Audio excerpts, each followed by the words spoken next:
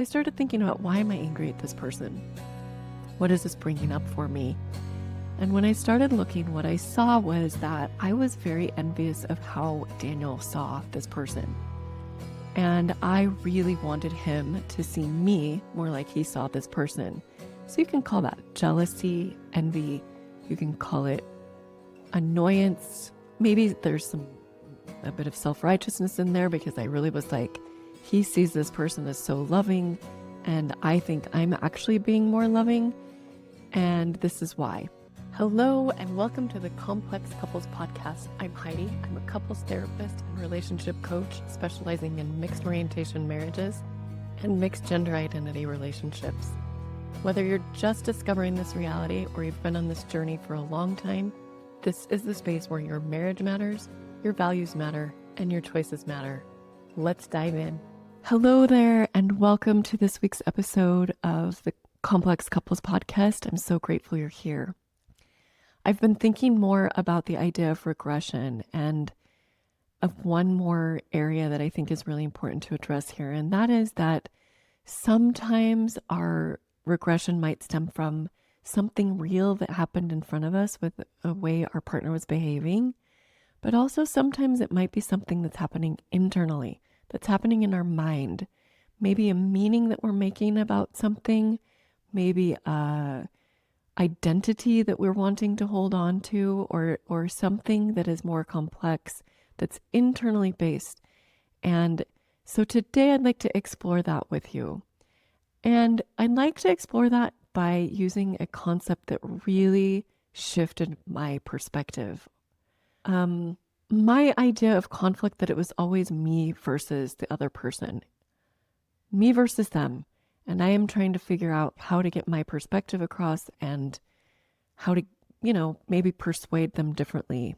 One day I was listening to a workshop that was led by David Schnarch, and he said that all conflict is actually self versus self. It's not self versus other at all. And this really kind of shook my world a bit, and I actually didn't know what to think of it or if I believed it until I watched or listened to David demonstrating this with essentially a pretend client. And this pretend client was a man who actually was gay, and he was closeted, and he was really struggling because he was coming up against some issues in his marriage. So he went to seek therapy. So David demonstrated this by working with this man to try to get to his self versus self issue. He started asking the man some questions about why he would seek therapy now. And the man said, well, I'm having some sexual issues with my wife, and I need to work through those. And David pushed him on, okay, so does she know you're not attracted to her? Because that was one of his issues. And he said, well, no. And David said, well, how does she not know you're not attracted to her? You don't think that she recognizes this when you have interactions and sexual interactions where maybe you're rejecting her or pushing her away? He started looking at what was happening there. And eventually the man saw that probably his wife actually had clued in on he wasn't that attracted to her. And David asked him, how do you think your wife is interpreting that? And the man's like, well, I don't think she takes it personally. And David said, really? You don't think she takes it personally? You think she's secure enough to think that this is not about her? And the man started questioning that and realizing oh, she really may be taking this personally, even though it might be about me. And so he started seeing that his self versus self issue was, I can keep holding this to myself and keep reinforcing an idea from my wife that this is about her, or I can come forward and share this information with her and face whatever happens here. Now, I'm telling this story to illustrate that this was a self versus self issue, not self versus other. I am not getting into the issue of attraction here that was being put out there. That would be another thing to explore entirely, okay? Because attraction often later in relationships stems from so many different things. So David would have to explore that separately if he chose to. And I also need to say that I may not be representing David like 100% accurately in how he was in this. This is to the best of my recollection. But my point is that this demonstrated getting to a self versus self issue. And so when I saw that, it was a little shocking to me. And later that week, when I bumped into someone in the grocery store, now I'm changing some of the details of this story to protect identities here.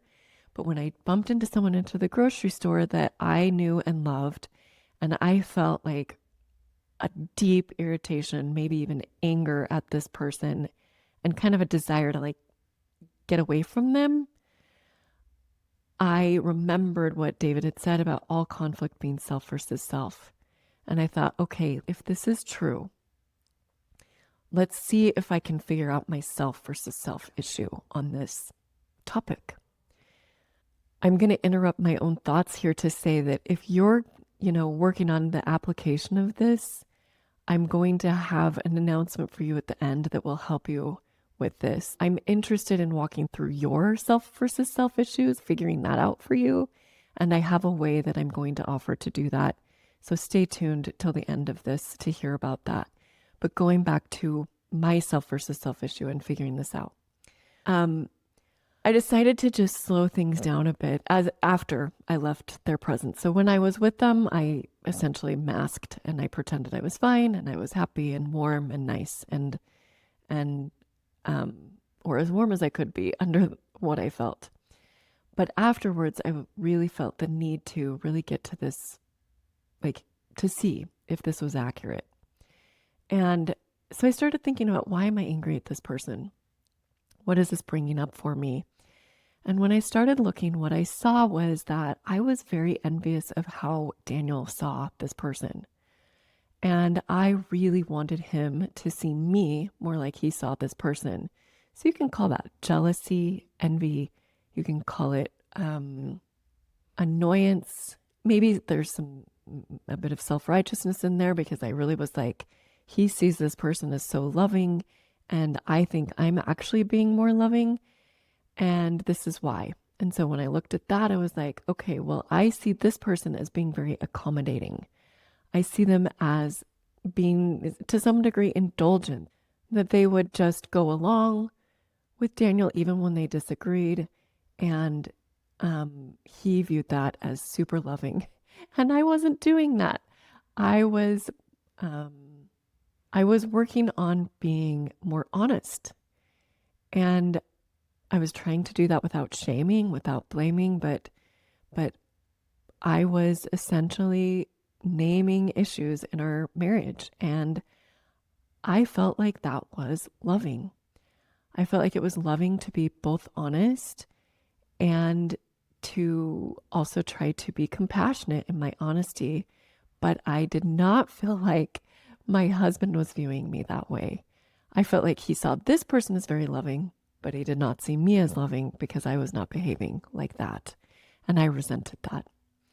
So when I started to look at my, quote, two-choice dilemma, that's another way of putting my self versus self conflict, I realized that there were some options here.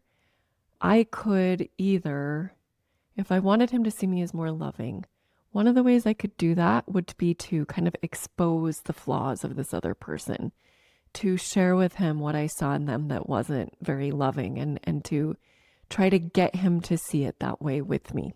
Okay, that was one option.